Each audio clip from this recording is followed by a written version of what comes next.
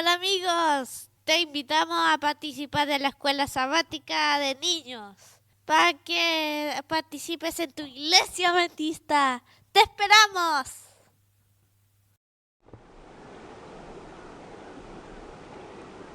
Bienvenidos a Repaso Plus, un espacio para poder conversar de la palabra del Señor a través del folleto de escuela sabática que nos lleva la Biblia. Este trimestre estamos conociendo un tema muy interesante que se titula Alusiones, Imágenes y Símbolos. Cómo estudiar la profecía bíblica. Mi nombre es Manuel y tengo junto a mí a mi esposa Regina. y esta semana Estuvimos aprendiendo el Génesis como fundamento. pero antes te quiero hacer una consulta. Veo que tienes algo diferente a mí. ¿Por qué andas trayendo esa polera, Regina? Bueno, te cuento. ¿Qué significa eso? ¿La clave del cambio? ¿Un emoji? Bueno, este sábado, en la mayoría de la iglesia adventista, se va a realizar el Impacto Esperanza, ¡Wow! el cual, cierto, habla la clave del cambio. Se titula así. Y habla sobre las emociones. Como vemos ahí, cierto, en el emoji, este libro nos habla sobre las emociones. La idea es que nosotros podamos entregar este libro, pero también lo podamos entregar con una invitación especial. No ¿Cuál sé sería si esa invitación especial?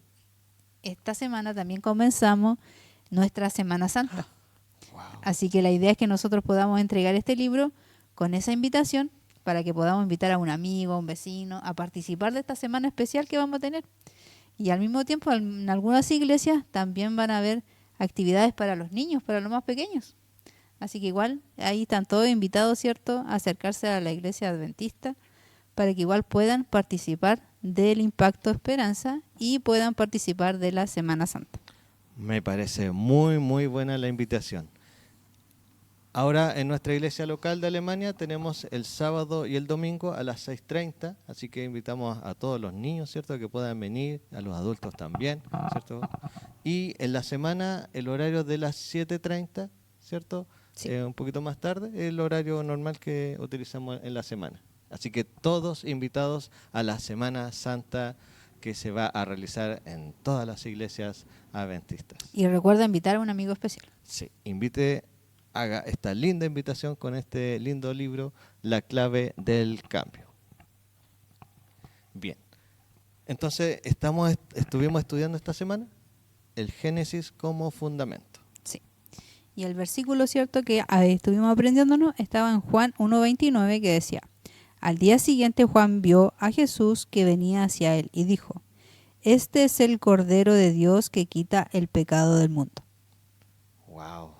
Qué lindo, ¿cierto? Como esto me recuerda el mismo Génesis, ¿cierto? Porque de ahí comenzó, ¿cierto?, este sistema sacrificial que hablaba de un cordero, ¿cierto? Y también había una promesa.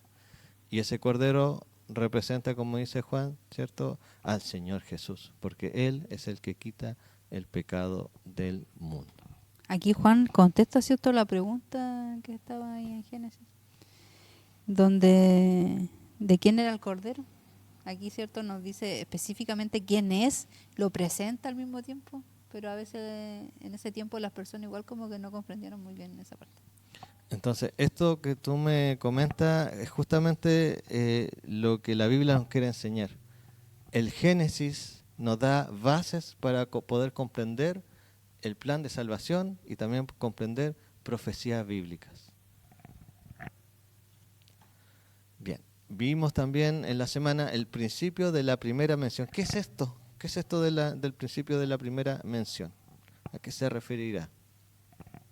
Ahí el folleto nos decía que cuando en la Biblia se menciona algo por primera vez, va a ser la base, ¿cierto? Que se explica a sí misma, es la base para la siguiente vez que se va a ir mencionando. A mí, al principio dije, oh, ¿cómo es esto? Entonces el folleto lo va mencionando de esa manera.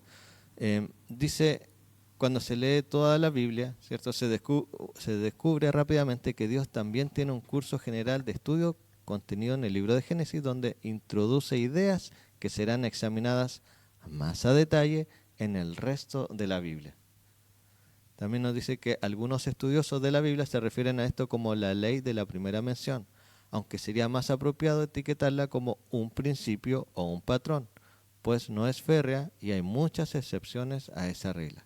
El patrón que parece emerger del estudio general de la Biblia y de la profecía bíblica es que Dios instruye gradual y progresivamente a sus hijos, entregándoles información a lo largo del tiempo y a partir de un concepto básico que es ampliado numerosas veces a lo largo de los años o incluso de los siglos.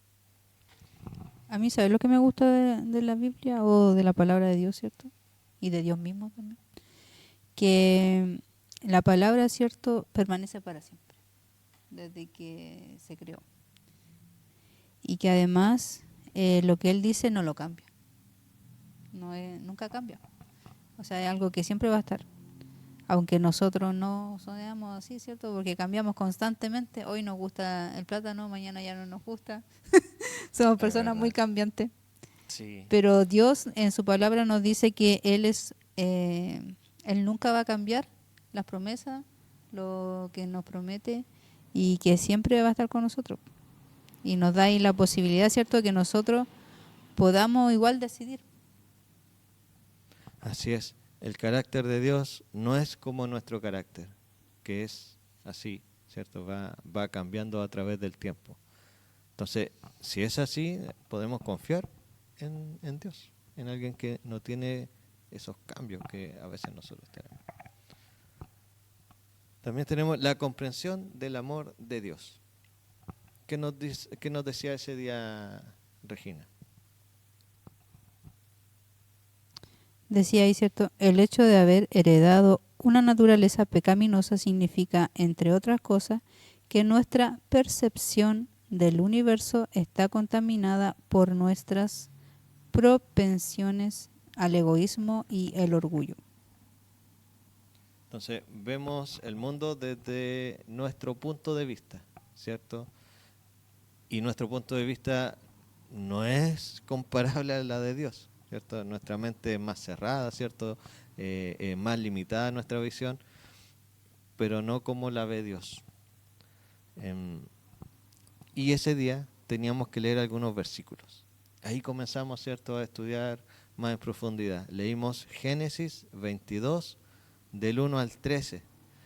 Y bueno, este día nos hablaba de la comprensión del amor de Dios y había un ejemplo. Dice, el amor es mencionado por primera vez en Génesis 22:2. ¿Qué nos enseña esta historia acerca de la naturaleza del amor divino? ¿Y qué pasaba ahí, Regina? ¿Te recuerdas? Conocimos esta historia, bueno, es una historia que conocemos harto, ¿cierto? Y Con su hijo, ¿cierto? Isaac. Bueno, los papás que tienen hijos, ¿cierto? Me imagino que a veces nos ponemos en esa situación o en eso. ¿Qué haríamos nosotros como padres? ¿Tendríamos esa fe, esa confianza que tuvo Abraham de decirle a su hijo que Dios proveerá, ¿cierto? Porque el niño al mismo tiempo le pregunta, ¿cierto? Papá, ¿y dónde está el cordero? Y llevamos todo, la leña, tenemos para hacer fuego, tenemos todo. ¿Y el cordero dónde está? Así es. Y aquí nos decía también que nos enfocáramos en un versículo, porque en la Biblia dice que en este versículo, en el 22, capítulo 22 de Génesis, versículo 2, nos habla del amor. Es la primera vez que se menciona el concepto de amor en la Biblia. Dice, y dijo, toma ahora tu hijo, tu único, Isaac, a quien amas, y vete a tierra de Moriah y ofrécelo allí en holocausto sobre uno de los montes que yo te diré. Y esta historia, que sabemos, ¿cierto?, cómo Abraham llegó al lugar, ¿cierto? Llegó con un siervo, llegó con Isaac, al siervo le dijo, quédate hasta acá nomás, me voy con Isaac. Isaac le pregunta, y tenemos todo, tenemos el fuego, tenemos todo para hacer la ofrenda. ¿Y dónde está la ofrenda en sí? Entonces Abraham le dice, con una fe Es emocionante esta parte de la historia, ¿cierto? Y él con mucha fe dice, Dios se proveerá de un corderito. Y vemos, ¿cierto?, que la Biblia habla del hijo que amas, a quien amas. Era un hijo, ¿cierto?, que no fue fácil que llegara a este mundo, ¿ya? Su mamá era estéril, ellos ya eran de avanzada edad y era el único hijo Pero acá igual directo de él. vemos, ¿cierto? Como dice ahí, Dios es amor. Y su amor es tan grande y tan perfecto, por así decirlo, que Dios en su gran amor que tiene por nosotros, por Abraham en ese tiempo, porque él era como el hijo de él, ¿cierto? Que era obediente, respetaba también su palabra. Ve también el amor que Abraham le tiene a Dios, que era igual de grande como el que tenía Dios por él. Así es. Y bueno, cuando vemos que Abraham está a punto de hacer el sacrificio, desde el cielo le dicen que no lo haga. Y entre los matorrales había un carnerito que estaba ahí atrapado. Entonces, esta historia también nos muestra, si bien el amor que tenía Abraham hacia su hijo, pero también hacia Dios, también nos muestra lo que pasa después y lo que sería como una profecía, ¿cierto? Lo que iba a ocurrir más adelante. Porque ahí se sacrificó un animalito inocente, ¿cierto? Y después, ¿qué ocurrió en el tiempo? Hubo el verdadero sacrificio, que es el Señor Jesús, que es su único hijo, el Hijo de Dios, Como leímos en el versículo, he aquí el Cordero. el Cordero de Dios, que quita el pecado del mundo. O sea, ahí podemos ver, comprender ya un poquito más, porque estos temas vamos a seguirlos estudiando, ¿cierto?, durante toda la vida y también en el cielo. Y también ahí nos enseña también pues, de que Jesús sustituyó nuestra muerte, que Él murió por nosotros. Así es. Bien, aquí avanzamos un poquito. El día martes vimos la pregunta de Isaac, ¿dónde está el Cordero? Y ahí estaban los versículos de Génesis 22, versículos 7 y 8, Éxodo y Apocalipsis. Dice, ¿cómo nos ayuda la historia del casi sacrificio de Isaac a comprender el uso simbólico de los corderos? ¿Y cómo se relaciona esta historia con lo que Juan ve en Apocalipsis? Y aquí volvemos, ¿cierto? El sacrificio del cordero significa la muerte, ¿cierto? La muerte de Jesús, ¿cierto? ¿Por qué habían sacrificio? Porque los que hacían sacrificio, ¿cierto?, reconocían su pecado. De hecho, había un sistema, varios tipos de sacrificios, ¿ya? Pero significaba la muerte, ¿cierto? Pero no solo la muerte, sino quiere decir lo que tú me estabas diciendo recién, que Jesús es el verdadero Cordero, ¿ya? Y es quien nos puede salvar. Porque nosotros somos pecadores, la Biblia dice que el pecado tiene un pago, y ese pago es la muerte. Y nosotros merecemos ese pago, que es la muerte, merecemos la muerte, pero Dios nos ama tanto que entregó a su único Hijo para que nosotros no tengamos que tener ese pago, sino que Dios nos quiere salvar. Aquí había una parte que me llamó la atención, que decía, los pecadores se arrepienten y se sumergen en el agua del bautismo, que simboliza la muerte del pecado y el comienzo de una nueva vida. Así como lo hizo Jesús. Jesús se bautizó y comenzó su ministerio. Así es. Y Él lo hizo como para darnos a nosotros ejemplo, porque el Señor Jesús no había cometido pecado, No. pero Él lo hizo para darnos el ejemplo. Abajo también había unas preguntas que nos hablaban de Jesús, ¿cierto? ¿Qué pasaría, cierto? Dice, ¿por qué es fundamental para nuestra salvación saber que Jesús es nuestro sustituto? ¿Y qué esperanza tendríamos sin Él como sustituto, especialmente en ocasión del juicio, ahí claramente vemos que sin Jesús no tenemos esperanza, ¿cierto? En Él tenemos todo, tenemos la vida eterna, tenemos la salvación. No, sin Jesús tenemos todo. Luego tuvimos el tema de la muerte. El aspecto más cruel de vivir en un mundo separado de su Creador sea la forma en que la muerte acecha en el trasfondo de cada día, lista para atacar en cualquier momento. Es la paga del pecado. La consecuencia de habernos desconectado de nuestro Creador, la única fuente de vida del universo. Como tal, el pecado desempeña un papel fundamental en la profecía bíblica, tanto por su realidad como lo que es aún más importante, por su solución, que solo se encuentra en Jesús, en su muerte y su resurrección. Entonces, nuevamente, ¿cierto? La muerte de Jesús, el sacrificio de Él, es la solución del pecado.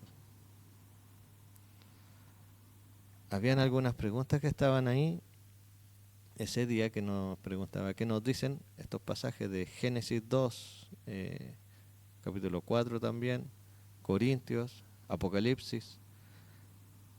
¿Qué nos dicen estos pasajes que incluyen la primera mención y aparición de la muerte acerca de por qué mueren los seres humanos? ¿Cómo ve Dios la muerte y cuál es la solución divina para el problema? Bueno, recordamos, hacemos un paréntesis, que nosotros lo que queremos hacer acá en Repaso Plus es que podamos, ¿cierto?, ir a la Biblia todos los días, y hay un espacio del folleto que es muy interactivo porque uno puede ir anotando las respuestas que uno va sacando en conclusión, y así en este programa podemos ir comparando, ¿ya? Vamos leyendo, vamos aprendiendo de la palabra del Señor y compartiendo. Y así también el día sábado usted asiste a la escuela sabática y puede también interactuar y comparar ahí las respuestas, porque siempre las respuestas van complementándose, ¿cierto? Eso es lo fascinante que tiene la escuela sabática, que nos anima a poder conocer más de nuestro Dios. La paga del pecado, ¿cierto?, es la muerte, ¿cierto? La muerte es una intrusa y Jesús la venció, ¿ya? Para nosotros, ¿cierto? El Señor no nos creó para morir. En el Génesis vemos que incluso existía un árbol que daba un fruto y que era el árbol, ¿cierto?, de la vida. Y también se nos promete en el futuro, ¿cierto?, cuando tengamos vida eterna, que también habrá un fruto. Por lo tanto, la muerte no es natural para nosotros, pero el Señor, ¿cierto?, tiene la solución. A menudo decimos que la muerte es parte de la vida, pero eso no es así. La muerte es lo contrario a la vida, la pérdida de esta, un intruso que nunca debió formar parte de nuestra experiencia aquí. En general, esperamos que los padres, ¿cierto?, precedan a sus hijos en la muerte, y hemos llegado a aceptar esto como el orden normal de las cosas. Sin embargo, la primera muerte registrada en las Escrituras va en contra de esa norma aceptada. Antes de que Adán y Eva pasaran por la muerte, experimentaron la tragedia de esta cuando Abel, su hijo justo, fue asesinado por Caín, su malvado hermano. Esa fue sin duda una muerte particularmente injusta, muy injusta. Consecuencias del pecado. Día jueves vimos la serpiente, ¿ya?, que es un tema que también se aborda mucho en profecía, en Apocalipsis. Dice, compara Génesis 3, Apocalipsis 12, y nos preguntaba, ¿cuáles son algunos de los temas comunes a ambos relatos? ¿Cómo nos ayudan los detalles registrados en Génesis acerca de la serpiente a entender algunos de los temas que condujeron a la guerra celestial previa mencionada en Apocalipsis? Y ahí hay varios temas, ¿cierto? Conocemos a Lucifer, que era un ángel, una criatura, ¿cierto?, creado por Dios, y que que venía prácticamente después de Jesús, ¿cierto? En él despertó algo que se le llama, ¿cierto?, un misterio, ¿cierto?, de la iniquidad. Y entre esas cosas que nosotros vamos conociendo de la Biblia, vemos que en él despertó envidia, engaño, ¿cierto? Rebelión. em, y en estos casos, ¿cierto? El tema que había comparado con, con Génesis, con Eva, ¿cierto? Estamos comparando a la serpiente, estamos comparando cómo el enemigo hizo la rebelión en el cielo y cómo Eva fue engañada en el jardín del Edén. Y los temas recurrentes son la envidia, el engaño y la rebelión. La mujer, ¿cierto? Eva se vio engañada al entrar en el diálogo con el enemigo, pero también se repiten estos temas, porque la serpiente le dice, tú no vas a morir, ¿cierto? Y Dios le había dicho a Adán y a Eva que ellos iban a morir si comían de ese fruto. Por lo tanto, el tema de ser como Dios es un tema muy recurrente en ambos sentidos. Y la envidia también, porque el enemigo de Dios quería ser como Jesús, ¿cierto? Y acá Eva también se vio tentada a también ser como Dios, porque así le dice la serpiente. Entonces, el enemigo quiere ser como Dios, ¿ya? Y eso hoy día, ¿cierto? En los tiempos finales también se va a presentar. De hecho, ya vemos consecuencias de eso. Y bueno, nosotros tenemos que estar apercibidos, ¿ya? Porque el enemigo quiere engañar a todo el mundo, incluso a aquellos que son hijos de Dios. Entonces tenemos que estar preparados ante todo ese engaño. El carácter y la palabra de Dios no cambian, como tampoco lo hacen las ambiciones del diablo. Dios nos ha prometido sabiduría y discernimiento. Contamos además con la infalible guía de las Escrituras. En vista de todo ello, no necesitamos ser víctimas de los engaños del diablo, aunque desgraciadamente muchos lo han sido y la mayoría lo será. Y esto no es un tema fácil, porque a todos nos cuesta, ¿cierto? Todos los días nuestra relación con Dios debe ser renovada, ¿cierto? Todos los días, despertar por la mañana, orar a Dios, darle gracias, escudriñar la palabra, estudiarla, poder durante el día tomar sabias decisiones, ¿cierto? Pensando y pidiendo la dirección de Dios. Nos enfrentamos con problemas, con dificultades. La vida de nosotros pasa por muchas cosas, pero necesitamos siempre tomarnos de la mano del Señor.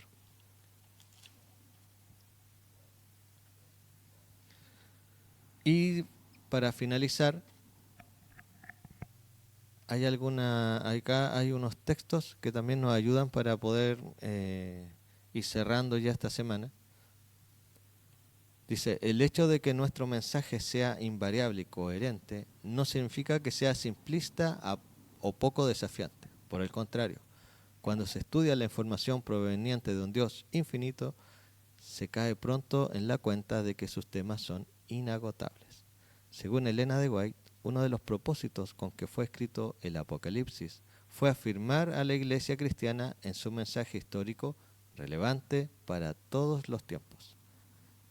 El texto dice, la hermana Elena, algunos de los obreros más jóvenes, entre los cristianos del primer siglo, se habían cansado de las verdades tan a menudo repetidas.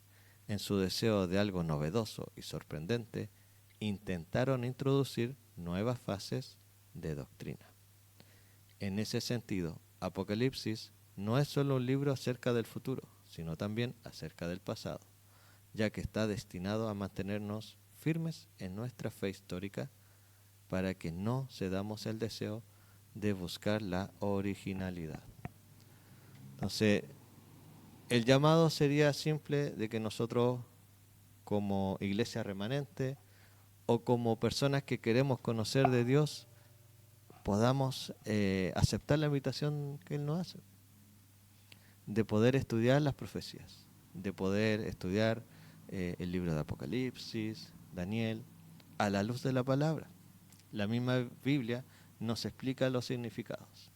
y eso nos ayuda a poder tener una vida más firme, ¿cierto? Con argumentos que están en la palabra del Señor y que nos pueden librar de los engaños de Satanás. Lo otro bueno que esta semana igual estuvimos estudiando en Reavivado por su palabra, ¿cierto? Apocalipsis. E igual estuvimos aprendiendo harto. Sí, es como que el Señor nos ha ido preparando harto en este tema de las profecías, ¿no? Él sabe, ¿cierto? Lo que nosotros necesitamos. Bien, la próxima lección, Regina. ¿Cuál es la próxima lección de la nueva semana? Este sábado, ¿cierto? Comenzamos a estudiar imágenes tomadas del matrimonio. Y el versículo para aprendernos es Apocalipsis 19:9, que dice: Y él me dijo, escribe, bienaventurados los llamados a la cena de bodas del Cordero. Además me dijo, estas son las palabras verdaderas de Dios. Amén. Los invitamos, amigos, a que podamos estudiar la Biblia todos los días. Idealmente por la mañana, pero si no pudimos en la mañana, lo podemos hacer en un horario que se nos pueda hacer más fácil. La idea es que podamos cada día, ¿cierto?, con ayuda del Señor, cultivar esta relación de estudio de la Biblia, oración, ¿cierto?, porque eso es algo que a nosotros nos va afirmando en nuestra fe. Y como están los tiempos de hoy, necesitamos, ¿cierto?, ser afirmados por nuestro Dios, que es tan amoroso y nos cuida tanto a nosotros. Así es. Queremos ahí saludar, ¿cierto?, a nuestros amigos que nos están acompañando y nos están viendo también. Así es. ¿Algún nombre que quieras saludar, Regina? A la hermana Isabel, que siempre nos escribe y ahí estamos siempre en contacto. También a los que están estudiando la Biblia, saludarlos porque igual hay varios que igual nos van. Amén. Yo quisiera saludar también a nuestra hermana Miriam Tapia, a su familia, también al hermano Juan Carlos, que la semana pasada nos escribió en el video del repaso anterior. Y también quisiéramos saludar a todos los que nos están viendo, así que déjenos ahí un mensajito en la parte de los comentarios de este video para que la próxima semana los pudiéramos saludar. Desde ya le agradecemos por su asistencia, porque nos están siguiendo. Ahí póngale un lindo like y también lo puede compartir ahí con su iglesia, ahí con sus hermanos, con sus amistades y también con su familia. Que Dios les bendiga y nos vemos la próxima semana. Recuerden ahí el impacto. Invitar, ¿cierto?, a los amigos a Semana Santa. Así es, Semana Santa, una oportunidad que tenemos también para conocer más de Dios y también poder hacer una invitación especial a amigos y familias. Que el Señor les bendiga.